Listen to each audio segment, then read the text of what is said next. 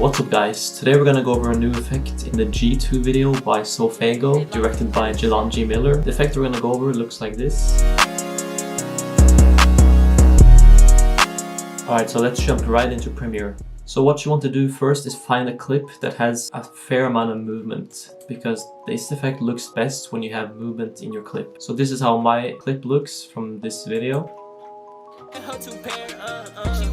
So what you want to do is isolate every third frame and make them last 3 frames. So this is how I'm going to do it. In the start here, go 3 frames forward, make a cut, hold Alt and drag your clip up that you cut. Make sure that you right click this one and add a frame hold right here. Now you have one clip that lasts for 3 frames, that's frozen. And now you can just repeat the process on this one. Go 3 frames forward, make a cut, drag this one up and add a frame hold here as well. So now you see you have 2 clips that are frozen next to each other. So now you can go every third frame and just make a cut.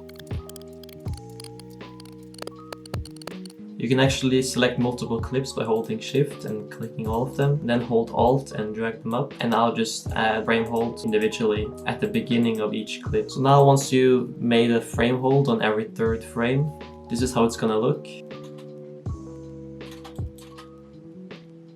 So you can see you have a very choppy feeling in these clips now, which really adds to the effect and makes it look a lot better. So now what you want to do is save each of these frames into a folder on your computer. So this is how you do it. Just you click on your frame and then click the photograph button right here. Now click the browse button and make a new folder with a name that you can easily find. So I'm gonna put Sofaygo tutorial. Go into here and choose select folder. And now what you want to do is name each frame after the number of their order. So this first one is going to just be called the 1. This way it's easier to remember which one is which, and it's going to be a lot easier once you're in Photoshop. Export each frame and label them by number. So once you've exported all your frames, you can go into your folder and see how it looks. You can see you have 10 individual PNGs. Make sure that you save them as PNGs, by the way. Just go here and make sure that's a PNG. So now once you got your folder with the frames that you want to do the effect on, we can head into Photoshop. Once you're in Photoshop and made a 1920 by 1080 canvas, add your first photo, click OK up here.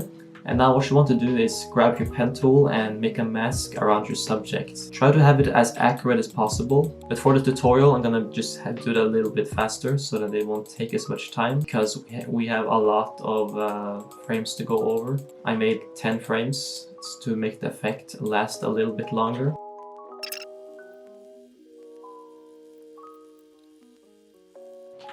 Once you're done masking out your subject, right click inside the subject, click make selection, and what I like to do is have the radius as 2 or 3, but it all depends on what you want to use. I'm going to use 2 for my example. Once you've done that, you're going to see these lines that are moving. So what you want to do is click the rectangle tool up here, right click again on your subject and click layer via copy. So now that you can see, if you hide your background layer right here on the eye, you can see we masked out him right here. So you can see if your person has something in the background right here, what you can do is do the exact same thing. Click your mask tool and mask this out right here, but this time you can have the feather do 1 and then click just the delete button. So now it's gonna look like this, and I'm gonna do the same thing here on the other side. So our first frame looks like this. So what you're gonna do now is highlight the mask that you made. You can see the top right here. There you have 1 layer with mask and 1 layer with the background. Highlight the layer with the person, click on filter, choose filter gallery,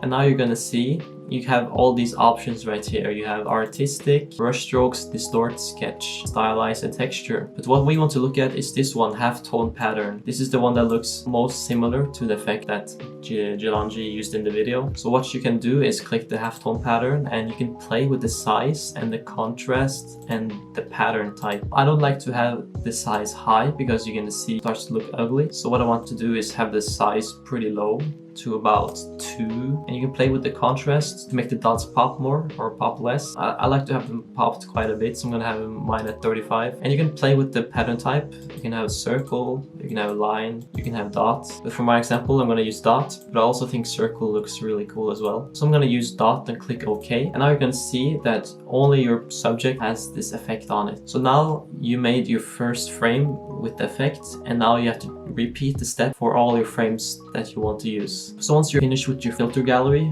go up to File, Export, quick export as PNG, and now find your folder that you made earlier. And what I like to do is create a new folder inside this one with all your frames, and just write done to emphasize that this is where the finished product is going to be. So here you just type 1 because you're going to export your first frame, and just click save right here. And then it's going to be exported into your done folder, and you're going to see the frame is right here. So now you just have to repeat this for how many layers that you have. So I'm going to do the second one right now, and I'm just going to make sure to delete everything else we had before. So now you just have your second frame and your background. So now you just repeat the same step for all your frames. Mask out your subject, go to filter gallery, use halftone sketch, and then you're basically gonna do and repeat the step for all the frames. So I'm gonna be back with you guys later after I'm done with all the frames. So once you're done masking out all your still frames and adding the filter gallery, we can head back into Premiere. And once you're in Premiere, make sure that you go into Edit,